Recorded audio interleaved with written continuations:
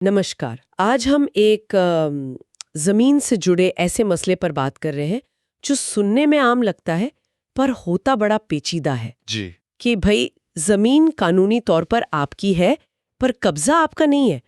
हो सकता है किसी ने जबरदस्ती कब्जा कर लिया हो या कोई पुराना किराएदार वो जगह खाली नहीं कर रहा। बिल्कुल, और ये स्थिति ना कानूनी तौर पे काफी उलझी हुई हो सकती है।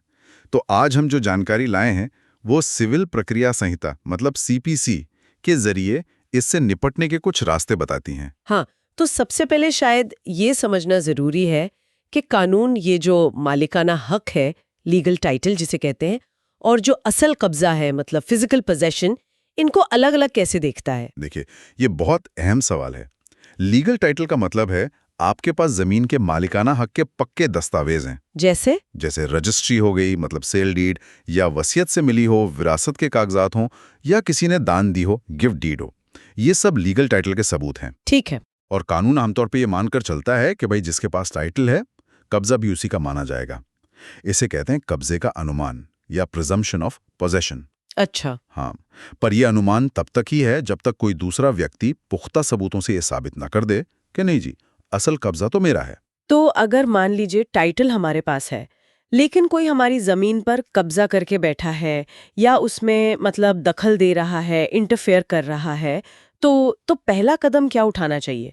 क्या सीधे पुलिस के पास जाना ठीक रहता है? देखिए, पुलिस मदद कर सकती है, खासतौर पे अगर मामला ताज़ा हो, मतलब अभी अभी कब्जा हुआ हो।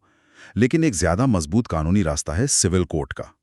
आप स्थायी निषेधाज्ञा सूट यानी परमानेंट इंजंक्शन सूट दायर कर सकते हैं। स्थायी निषेधाज्ञा, ये क्या होता है? इसमें आप अदालत से गुजारिश करते हैं कि वो ये तय करे कि आप ही मालिक हैं, कब्जा आपका है या होना चाहिए, और दूसरे पक्ष को हमेशा के लिए परमानेंटली आपकी जमीन में दखल देने से रोक दे। इसके लिए कोर्ट में क्या सबूत मतलब क्या दिखाना पड़ता होगा? सिर्फ रजिस्ट्री दिखा देना काफी है? नहीं, सिर्फ रजिस्ट्री काफी नहीं होती।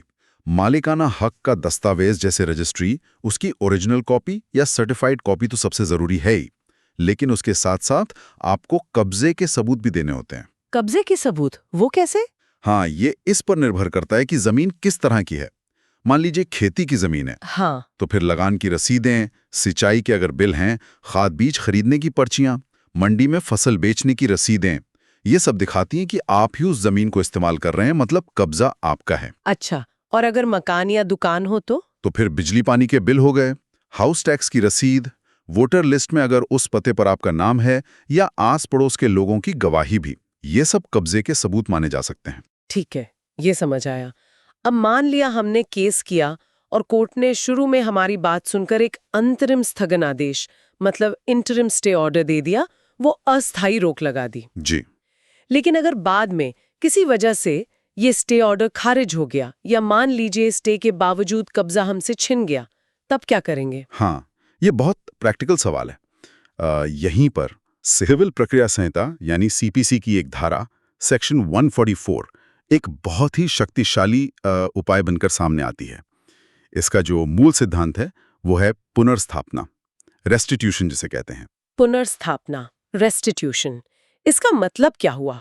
आसान भाषा में अगर समझे तो। इसका सीधा सा मतलब है कि अगर अदालत के किसी आदेश या फैसले को बाद में, मान लीजिए अपील में, ऊपरी अदालत बदल देती है या रद्द कर देती है, हाँ। और उस पहले वाले गलत फैसले की वजह से किसी पार्टी को नुकसान हुआ था, जैसे मान लीजिए आपका कब्जा छिन गया था, तो अदालत की यह जिम्मेदारी बनती है कि वो उस पार्टी को जिसे नुकसान हुआ वापस उसी स्थिति में लाएं जिसमें वो उस गलत फैसले से पहले था। अरे वाह!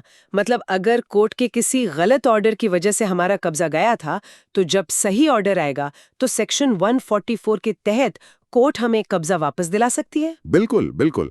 और सिर्फ कब्जा ही नहीं, अदालत उस दौरान जो आपको नुकसान हुआ, उसकी भरपाई के लिए हर्जाना मतलब कॉस्ट्स, या ब्याज, या फिर उस संपत्ति से हुए मुनाफे जिसे मिसने प्रॉफिट्स कहते हैं। मेसने प्रॉफिट्स। हाँ, मतलब वो अंदाजन आमदनी जो जमीन के सही मालिक को हो सकती थी अगर वो कब्जा उसके पास रहता, तो कोर्ट वो भी दिलवा सकती है। ये जानना तो वाकई बहुत लोगों के काम आ सकता है। अच्छा, क्या ये सेक्शन 144 इस्तेमाल करने के लिए कोई अलग से नया केस फाइल करना पड़ता है? नहीं नहीं, ये एक बहुत अहम बात है। धारा 144 के तहत राहत पाने के लिए आपको अलग से कोई मुकदमा दायर करने की जरूरत नहीं होती है, ये उसी केस का हिस्सा माना जाता है जिसमें वो पहला वाला आदेश दिया गया था, जिसे बाद में बदला या रद्द किया गया। ठीक है। और एक सवाल और, अगर कोई पार्टी कोर्ट के आदेश को मानती ही नहीं है, जैसे स्टे ऑर्डर मिला पर सामने वाला कब्जा खाली नहीं कर रहा, तब? तो देखिए, इसे अदालत की अवमानना मतलब कंटेम्प्ट ऑफ कोर्ट माना जाता है, अच्छा। और ऐसा करने वाले के खिलाफ कानूनी कार्रवाई हो सकती है। इसमें जुर्माना लग सकता है, या यहाँ तक कि कोर्ट उसकी प्रॉपर्टी को अटैच करने मतलब कुर्क करने का आदेश भी दे सकती है। माने संपत्ति जब्त भी की जा सकती है। क्या कोर्ट्स ने भी इस सेक्शन 144 के महत्व पर कुछ खास कहा है, कोई जजमेंट वगैरह? हाँ हाँ, बिल्कुल। कई महत्वपूर्ण फैसलों में इस पर जोर दिया गया है। जैसे केस था बिनायक स्वेन का मामला।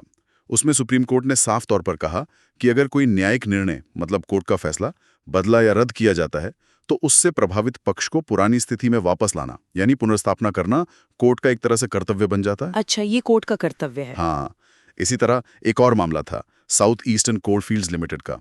उसमें कोर्ट ने कहा कि पुनर्स्थापना का मतलब सिर्फ चीज वापस करना नहीं है, बल्कि उस गलत निर्णय से जो हानि हुई है उसकी पूर्ति करना है। ये असल में न्याय को बहाल करना है। तो अगर हम आज की पूरी बातचीत को संक्षेप में देखें, अगर आपके पास जमीन का लीगल टाइटल है पर पोजेशन यानी कब्जा नहीं है, तो आप परमानेंट इंजंक्शन के लिए कोर्ट जा सकते हैं। जी, अगर कोर्ट से इंटरिम स्टे मिला लेकिन बाद में स्थिति बिगड़ गई या कब्जा चला गया, तो सेक्शन 144 के तहत रेस्टिट्यूशन यानी कब्जा वापसी और हर्जाने का रास्ता भी खुला है। बिल्कुल। ये भी हो सकती है। एकदम सही कहा आपने। ये सारे कानूनी उपाय दिखाते हैं कि कानून ने आपके अधिकार को वापस दिलाने के लिए कई रास्ते, कई परतें बनाई हैं। और यहाँ एक दिलचस्प बात और भी है सोचने वाली, बताइए। कि कभी-कभी जब ये तयशुदा धाराएं जैसे सेक्शन 144 हो सकता है पूरी तरह से न्याय ना कर पाए किसी खास सिचुएशन में, तो अदालतें अपनी अंतर्निहित शक्तियों मतलब इनहेरेंट पावर्स का भी इस्तेमाल करती हैं। ये पावर सीपीसी के सेक्शन 151 में दी गई हैं। अच्छा, इनहेरेंट पावर्स। हाँ, ताकि किसी भी सूरत में अन्याय ना हो।